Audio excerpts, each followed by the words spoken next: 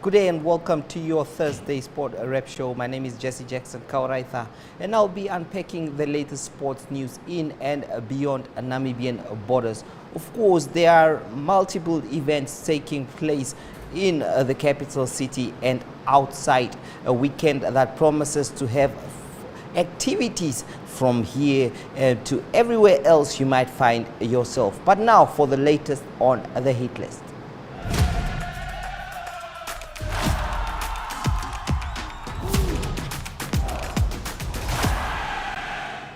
Well, Namibia's brave gladiators were in action against Zambia yesterday in a nail-biting match. The brave gladiators only falling short of a draw there after losing, that is 3-2 to Zambia. We know that the Copper Queens are one of the strongest teams in Southern African football, but the gladiators, as brave as they call them, making sure that they give this contest a competition, narrowly just losing by 3-2 in that big important qualifiers of the Africa Cup of Nations. Let's now hear from the coach Lucky Kakuva, who held a press conference yesterday following this defeat.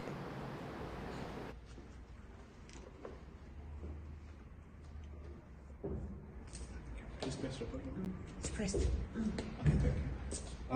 you very much, ladies and gentlemen of the media.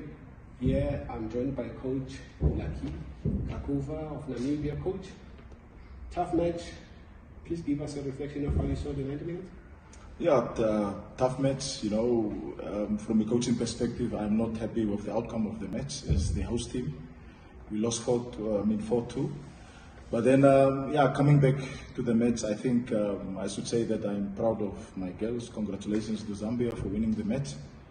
But then, initially our tactical decision was, to play on transition, lay a bit deeper. But then, for one or the other reason, there was a lot of disorganization. Obviously, from the perspective of our players, the fitness levels are not yet there. So, it was quite difficult. The opponent really made the field big for us in the first 45 minutes. We had some challenges in the defense, especially on the left-hand side of the defense. But then after a replacement, we stabilized, and then towards the last 10 minutes of the game, you could see that we have reached a level of stability. The first half ended 2-0. But at the same time, I've also realized that Zambia is actually not as good as I thought. Because from that perspective, I've decided let's play a bit higher. Let's introduce a high block with the ultimate tactical strategy of high pressing. And it started to bear fruit. It started to be a result. So hence, as a result, we scored two goals. I think during that stage, Zambia scored a third goal. We had a clear opportunity to score a third goal. It did not happen. But then one of the challenges that I've identified during the course of the match is the levels of the players. So 1v1s, we could not contain the opponent. So they scored the third goal, and then I think we're struggling to our aim was to maybe equalize, maybe to try to get the winner. But then it did not happen. It was a sucker punch. The opponent scored the fourth goal. And I think there are a lot of positives. I'm proud of my girls. We have commenced with our training preparations on the 27th of September. The time was not enough. But I've also picked up that going forward, there are good opportunities for us playing away in Zambia. Thank you very much, Coach Kakuva. I'll let the ladies and gentlemen of the media have questions.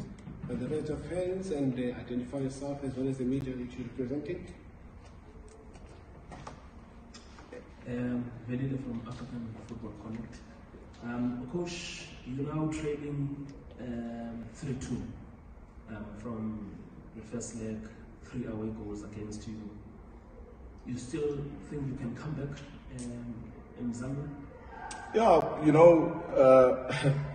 Mathematically it's not impossible.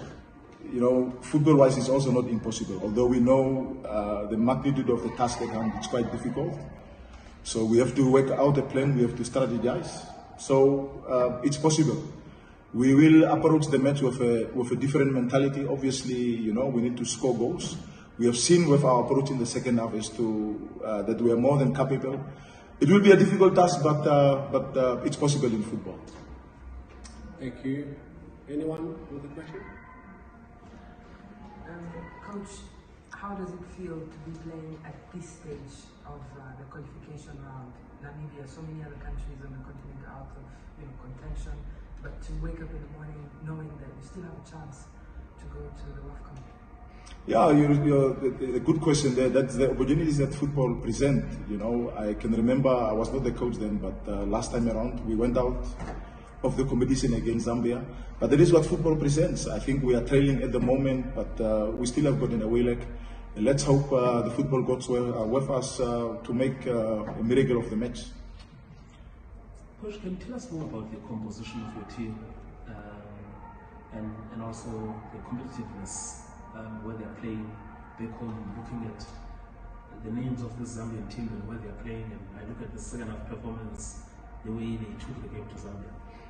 Yeah, it's actually different, We've got a league back home that we call Women's Super League. The league ended somewhere end of May. And then from there onwards, our players were not active. And then you could also tell on the fitness levels in terms of the two teams there was a disparity. But then you could also see that technically our players are actually better.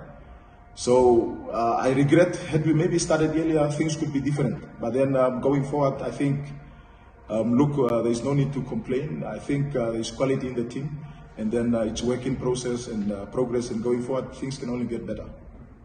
How difficult will it be to stomach to miss out on an expanded WAFCON? Yeah, the players are actually dying. Namibia as a country is dying to be part of WAFCON. For the second time in a row, it looks difficult.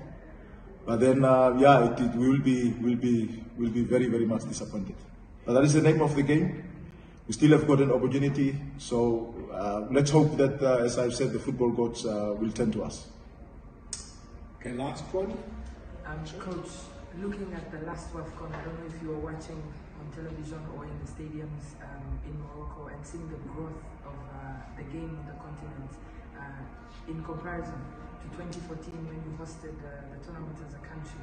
Do you feel that now the current set of players understand what it means to play at the WAFCON? Yes, it's a game against Zambia, but really that your national anthem will be sung at that level?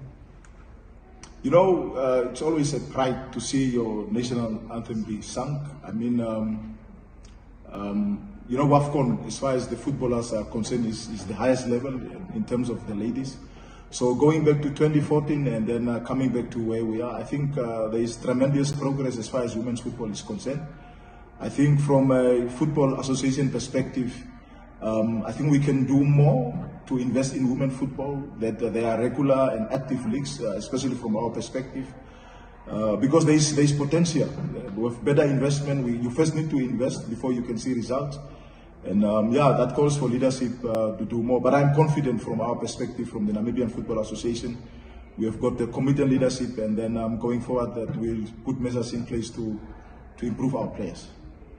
Coach Kakuva, we thank you very much for your time, and we wish you all the best in Zambia. Thank you. Thanks for having me.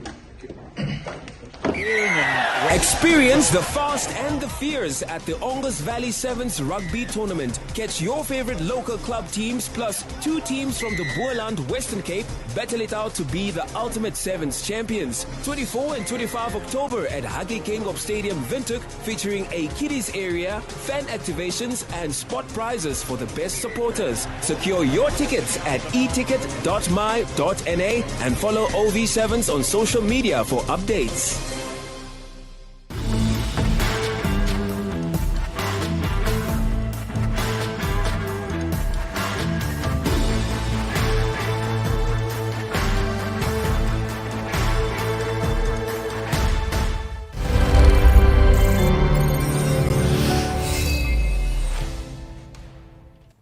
Now we also have something for you from the men's junior hockey team, which is hard at work in their preparation for the country's upcoming debut appearance at the FIH Under-21 Hockey World Cup.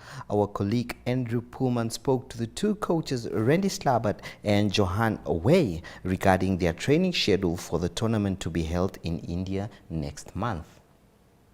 Right, so with us are 2 of the head coaches of the Namibia Under-21 hockey team, field hockey, on their way to the World Cup in India shortly in November.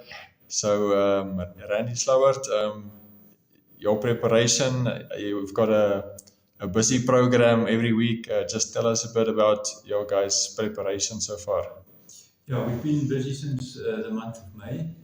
We've been working extremely hard. We stopped for a short period after the junior qualifying tournament in Windhoek. Currently, we've built up to the point where the players go to the gym 3 times a week at 5:30 in the morning to work on their strength, their speed work, and their flexibility. And then we've also got twice a week a 2-hour session where we do predominantly tactical training as well as set pieces. And then also twice a week, we normally on a Wednesday or a Friday evening, we then play a match against be it the School of Excellence, who are currently the league winners, or be it as the national men's team, or a mixture of the 2 teams, yes. Okay, so Johan Weyer also with us. So if I can direct the question to you. So as your build-up towards the World Cup draws nearer, how are those last 2 days gonna progress? Andrew, let me start over there. I think the excitement, feeling it amongst the players and myself, and I think the other coaches as well, we're super excited to go to the World Cup. And I think for those last 2 days, just to finalize everything and get everything in order and well-rounded off, we're going to try our best. And I think we will manage to get the players that they realize we are going to play against the best in the world, and that is very important to me.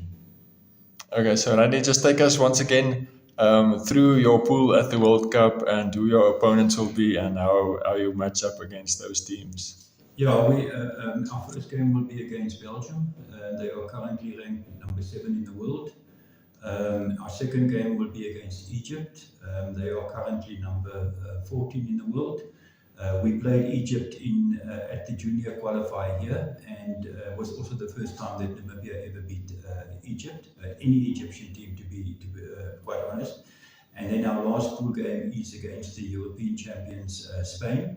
And then depending where we end up in the pool, then we move over into the knockout phase. That's correct, yeah. You guys also have some activities this week to help raise some funds for your trips and things that are required. Just tell us a bit about what you've got going on this week.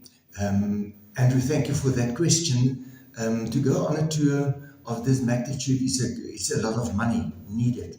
So what we did, we organized a paddle tournament that will be held at the fields just opposite the DTS Hockey Club and Sport Grounds. We will play over there for coming Friday from 2 o'clock. And I want to say maybe we will go to bed with the Owls. We want to go through with it as long as we can. And if there's anyone that would like to still to join, they're more than welcome to contact us, and they're more than welcome to come and play in this paddle tournament that we're organizing. The second one that we're also busy with is bowls that will take place on the 7th of November. The 7th of November, we will have the paddle tournament, and that is at the United grounds. We will play over there, and also to raise funds to make it possible for the players to go to the World Cup. Life is unpredictable, and one needs to be protected against any eventuality. Get Santam legal access from as little as $50 Namibian a month for when you find yourself in need of legal representation due to civil cases, criminal prosecution, and family matters such as divorce, child maintenance, and custody. It also covers labor disputes, disciplinary hearings, and unfair dismissal or retrenchment. With Santam Legal Access, you'll receive free legal advice on almost every legal aspect, whether the specific matter is covered by your policy or not.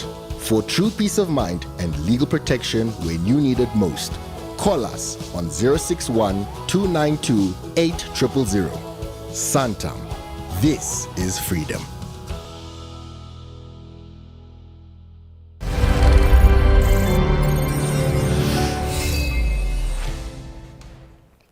Now on to some boxing news. I'm sure boxing enthusiasts and lovers will enjoy this one. Of course, it was the fight between Abraham Kalenga, who secured a dominant victory over Panduleni Elago, winning by unanimous decision at the MTC Nesta Sunshine boxing event, which was collaborated with the Commerce Boxing Federation. It was a youth tournament in order to provide for the youth. Now many believe Kalenga is the future. Let's look at that fight once again.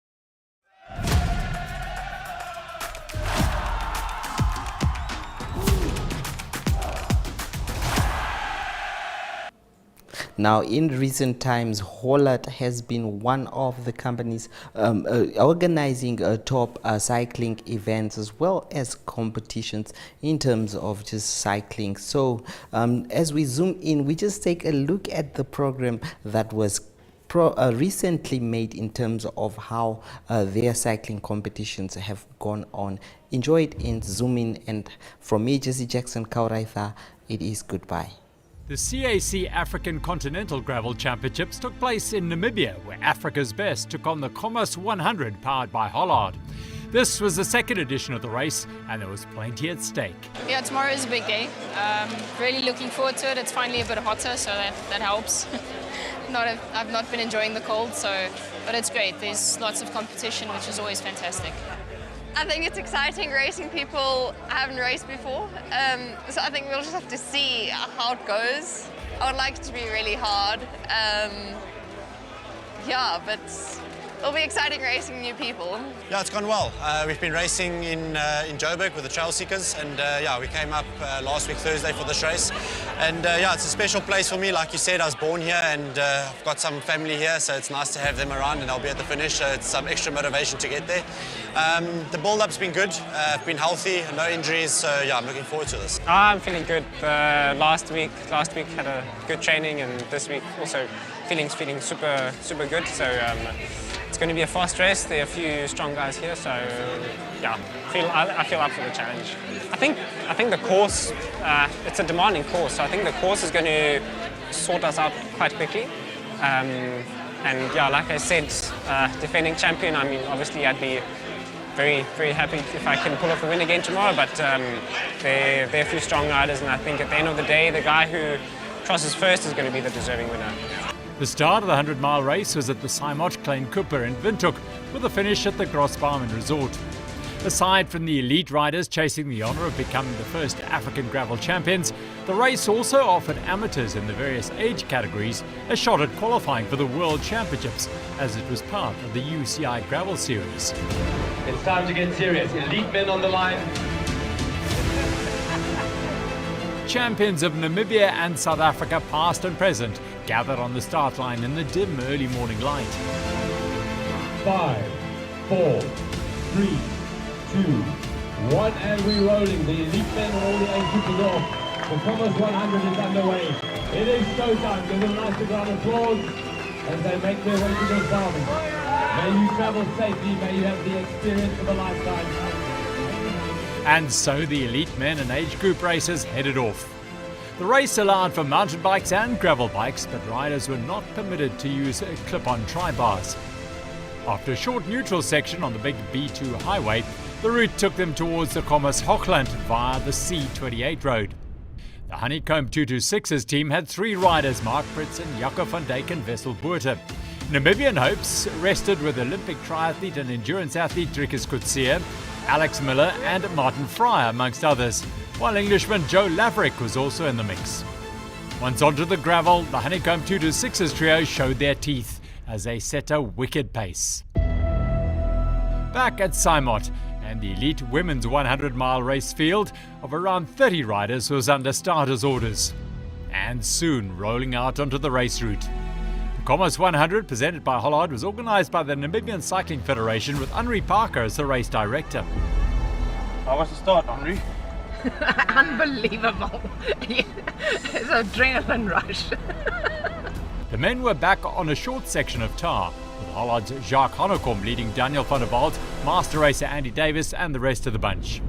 With an accumulated elevation gain of 2,300 metres over the 160 kilometres, the group was content to keep it together at a steady rather than hectic pace. I've never started a race and finished it on 300 watts. I'm not going to try it today. That was not the